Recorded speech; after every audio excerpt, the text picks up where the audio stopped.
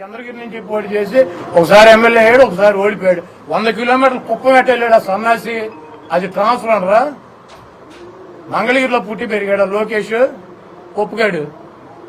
ఈడేమైనా అక్కడ గోళీలు ఆడాడా, చదువుకున్నాడా, అక్కడ పుట్టాడా, అక్కడ ఏమైనా పెరిగాడా, అక్కడ ఏమైనా ఇల్లు ఉందా, ఆడి కొంప గోడు ఏమైనా ఉన్నాయా? ఆడు మంగళగిరిలో ఎట్ట పోటీ చేశాడు? బాలకృష్ణ హిందూపూర్ లో పుట్టి పెరిగాడా? హిందూపూర్ ఎట వెళ్ళాడు, ట్రాన్స్ఫర్ అయ్యి ఇంటర్నల్ ఎట వెళ్ళాడు, తెక్కలు ఎట్ట పోటీ చేశాడు, తిరుపతిలో ఎట్ట పోటీ చేశాడు, హిందూపూర్లో ఎట్ట పోటీ చేశాడు, వాళ్ళ పార్టీ అధ్యక్షుడు ఇన్నిసార్లు. నల్గొండలో పోటీ చేశాడు, కలగుర్తులో పోటీ చేశాడు. ఎన్ని దొంగ మాటలు, 420 మాటలు. చంద్రబాబు అనేవాడు ఒక 420 దొంగ. వాడి చేస్తే సంసారం, ఇతరుల చేస్తే వ్యభిచారం అని చెబుతాడు.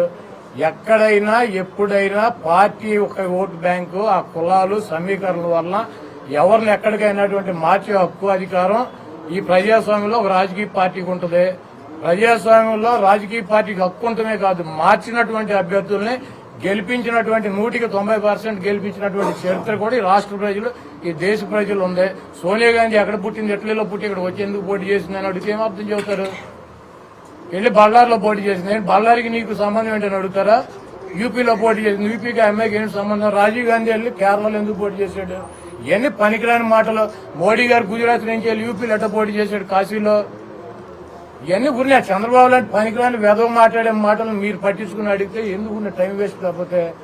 ఇవన్నీ ప్రతి రాజకీయ పార్టీలోనూ సర్వసాధారణంగా జరిగేటువంటి మార్పులు చేర్పులు. అదేవిధంగా వైఎస్ఆర్ కాంగ్రెస్ పార్టీలో కూడా జరుగుతున్నాయి.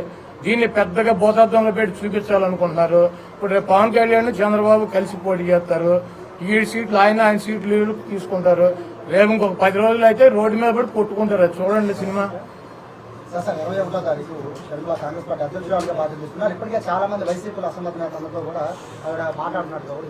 ఇప్పుడు కాంగ్రెస్ పార్టీకి 1% ఓటింగ్ ఉన్న పార్టీ.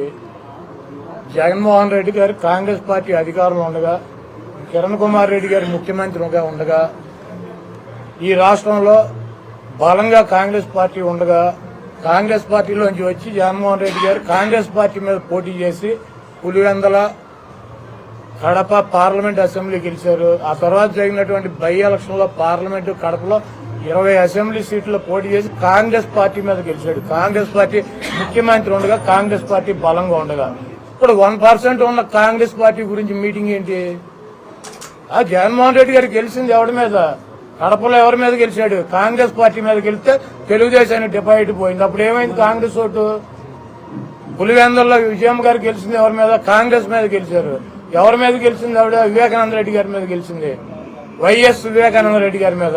తెలుగుదేశానికి డిపాజిట్ పోయింది. కాంగ్రెస్ ఓటు వచ్చిందా మాకు? లేకపోతే నెల్లూరు పార్లమెంటు కాంగ్రెస్ పార్టీ అధికారంలో ఉండగా కాంగ్రెస్ మీద గెలిస్తే తెలుగుదేశం డిపాజిట్ పోయింది. కొవ్వూరు, ఇక్కడ రామచంద్రపురం, అదేవిధంగా ఈ పక్కన ఉన్నటువంటి నరసాపురం, ఇవన్నీ డిపాజిట్ తెలుగుదేశానికి పోయింది. కాంగ్రెస్ మీద పోటీ చేస్తారు. ఈ రాష్ట్రంలో మొన్న 2014-19 ఎన్నికల్లో జనసేన గెలిచింది. నరసాపురం అక్కడ రాజోళ్ళు. 3వ ప్లేస్ ఎవడు? టీడీపీ. నరసాపురంలో 2వ ప్లేస్ లో జనసేన వస్తే టీడీపీ 3వ ప్లేస్. భీమవరం, గాజువాక్ లో పవన్ కళ్యాణ్ 2వ ప్లేస్ కి వస్తే 3వ ప్లేస్ డిపాజిట్. ఈ రాష్ట్రంలో ఏ పార్టీ పుట్టినది, కాంగ్రెస్ కావచ్చు, బీజేపీ కావచ్చు, జనసేన కావచ్చు, ఏ పార్టీ అయినా బలంగా ఫైట్ ఇస్తే 3వ ప్లేస్ లోకి వెళ్లే ముష్టిగాడు చంద్రబాబు.